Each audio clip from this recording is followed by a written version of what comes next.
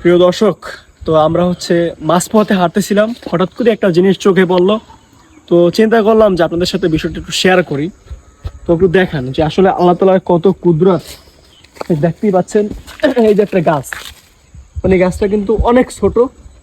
তো আসলে কলা নাই বললেই চলে, বাট চিন্তা করি যে গাছ ছোট, কলা নাই, এটাও কিন্তু একটা খুবই ছেড়ে যাও।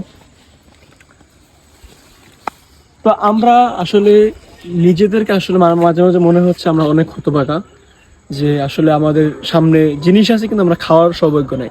এরকম একটা গাছে কিন্তু অনেক কলা হওয়ার কথা ছিল, বাট দেখেন আসলে নাই। এটা কিন্তু খুবই একটা মানে খারাপ লাগছে আমার কাছে, যে আসলে এগুলো কিন্তু আমাদের আসলে নিজেদের কামাই বা নিজেদের হচ্ছে একটা, আমরা যেই আমল বা যেই কাজগুলো করতেছি মানে এর প্রতিদিনই হচ্ছে আমরা এগুলো পাচ্ছি না।